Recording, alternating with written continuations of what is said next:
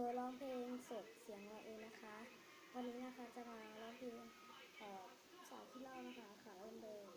จะไม่มีทำนองเนาะ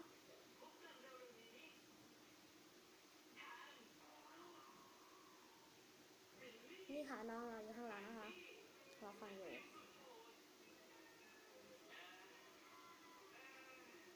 ถือหักหลังน้ำตาพังยาวเจ็บปวดร้าวไอ้หักเขาผู้สาวเก่าจึงต้องทำใจย้อนว่าหักอยากได้ยังกับประเคนไทยแต่ว่าฉากสุดท้ายไอ้มีคนไม่เจ็บเด็กเดินเซมาหาเสียวขอเพียวให้เฮาจักเจ้าหอเพื่อสิลืมคนหลอกคือเขาได้285อาชาลีโอจัดมาชุดโตงานนี้เฮาจะเรียงส่งกับการจากไปของคนแม่รักดีเมื่อก่อนเป็นคนแสนดีมาวันนี้เป็นคนขี้เหล้าก็ย้อนผู้บ่าวเปลี่ยนผู้สาวทำให้หักพังตำแก้วตำจอกมาถูกอายแล้วมันก็เลยเป็นลายตาเป็นฉากความหักพังคังด้วยน้ำเมา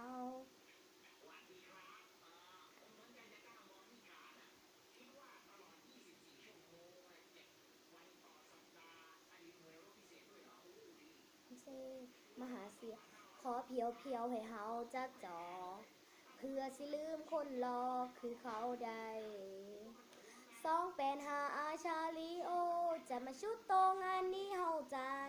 เรียงส่งกับการจากไปของคนไม่รักดีเมื่อก่อนเป็นคนแสนดีมาวันนี้เป็นคนขี้เหล้าก็ย้อนผู้บ่าวเปลี่ยนผู้สาวทำให้หักพังตำแก้วตำจอกเมื่อถูกอายแล้วมันก็เลยเป็นลายตาปิดฉากความหักพังด้วยน้ำเมาเขาบ่เป็นพ่อและกันนาบ่คือแม่จะสิไปแค่เฮ็ดหยังน้องลาอย่าปล่อยให้พิษสุรามาทำลายชีวิตของเจ้าปล่อยคนที่เขาทิ้งขว้าง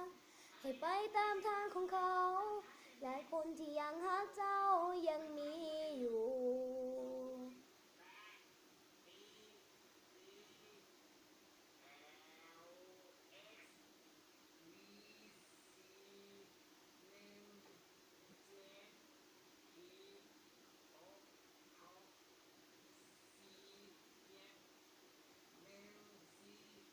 ให้เซมาหาเสียวขอเพียวให้เฮาจักจอกเพื่อสิลืมคนหลอกคือเขาได้285อาชาลีโอจะมาชุกโตงานนี้เฮาจะเรียงส่งกับการจากไปของคนไม่รักดีเมื่อก่อนเป็นคนแสนดีมาวันนี้เป็นคนขี้เหล้าก็ย้อนผู้บ่าวเปลี่ยนผู้สาวทำให้หักพังตำแก้วตำจะหอบเมื่อถูกอายแล้วมันก็เลยเป็นลายตาเปลี่ยนจากความหักพังด้วยน้ำเมาความหักพังด้วยน้ำเมา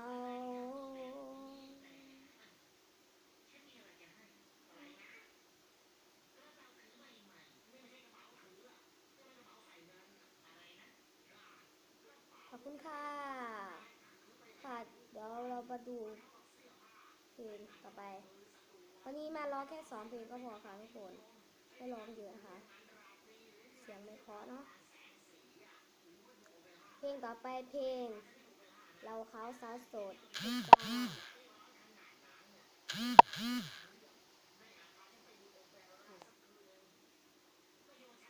มีแต่เราจะเป็นหักแท้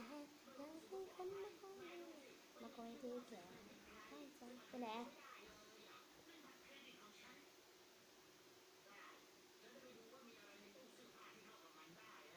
ที่พ่อแม่อยู่เหือน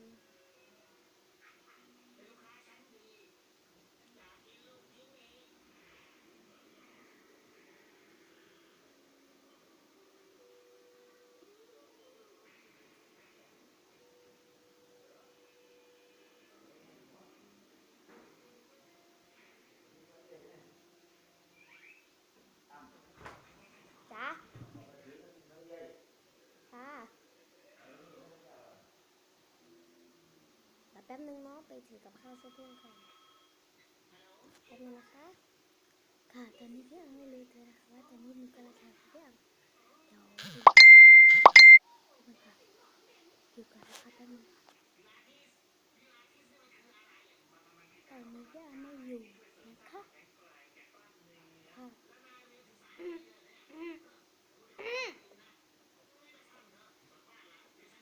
ตอนนี้พี่อังไม่อยู่นะคะตอนนี้พี่อังไม่อยู่นะคะเดี๋ยวเราจะยืนไว้ก่อนนะคะก่อนที่พี่อังจะมาแล้วค่ะทุกคนเมื่อกี้นะคะไปเอากับข้าวนะคะซอยมาถือเดี่ยวกิน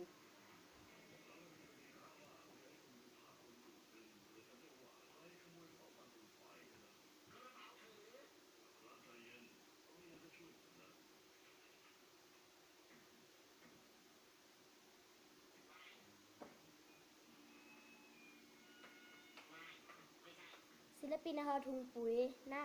อ๋ออะไรนั่นแหละ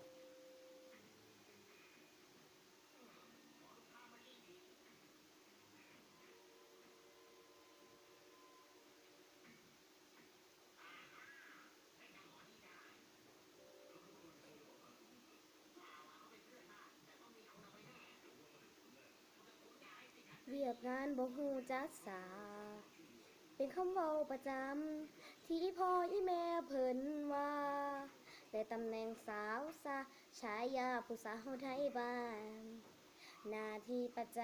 ำคือกำข้อขวดเหล้าขาวเสื้อแขนยาวกางเกงขาสั้นที่เป็นแบบนั้นเพราะถือคนใจดำทิมมาบ่ต้องเข้ามาใกล้ถ้าอายมักหน้าตาก่อยสิบอกว่า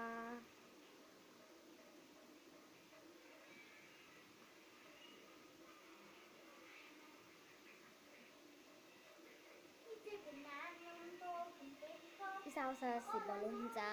ค่ะเห็นว่าน้องเป็นผู้หญิงเราขาวแต่สาวงามก็หูใจ มันบอกเคยสิทีเอ็มซีควางผู้ใดก่อนเด็กถือแต่ขวดเหล้าขาวยามเมาก็ไปหาเปบ่ได้มักเทเที่ยวตรีตามภาษาคนโสดโสดมาดนละเด้นอเฮามีแต่เราที่เป็นหากแท้อยากมีคนมาคอยดูแลมาคอยเทคแคร์อยู่ข้างใจอยากไปใส่มาหับมาส่งบอกตามตรงใครได้แค่ฝันอยากแต่งงานกับคนที่รักกันได้และถูกใจอีพ่ออีแม่อยู่เหือน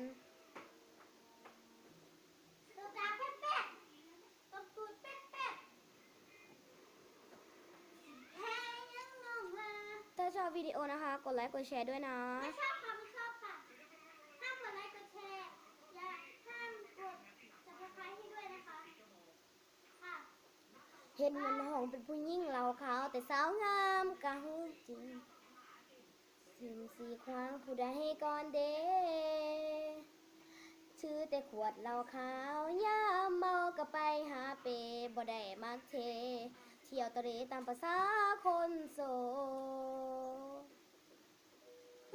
โสดมาดนละเด้นอเฮามีแต่เราที่เป็นฮักแท้อยากมีคนมาคอยดูแลมาคอยเทคแคร์มายืนข้างใจอยากไปใส่มาหับมาส่งบอกตามตรงคอยได้แค่ฝันอยากแต่งงานกับคนที่รับกันได้และถูกใจอีพ่ออีแม่อยู่เหือนโสดมาดนเราเด้นอเฮามีแต่เราที่เป็นฮักแท้อยากมีคนมาคอยดูแลมาคอยเทคแคร์มายืนข้างใจอยากไปใส่มาหับมาส่งบอกตามตรงคอยได้แค่ฝันอยากแต่งงานกับคนที่รับกันได้และถูกใจอีพ่ออีแม่อยู่เหือนอันนี้เป็นเรื่องของพี่อ้ำค่ะสาวลงคาน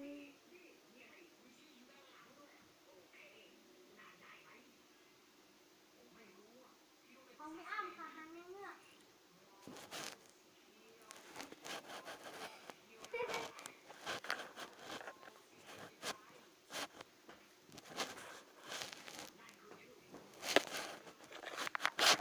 คุณค่ะ ขอบคุณทั้งสองเพลงเลยนะคะ ค่ะสำหรับวันนี้ก็หมดเวลาลงแล้วโอกาสหน้าเชิญใหม่นะคะ และอย่าลืม กดไลค์กดแชร์ด้วยนะคะ ค่ะสำหรับวันนี้ก็หมดเวลาแล้วโอกาสหน้าเชิญใหม่นะคะ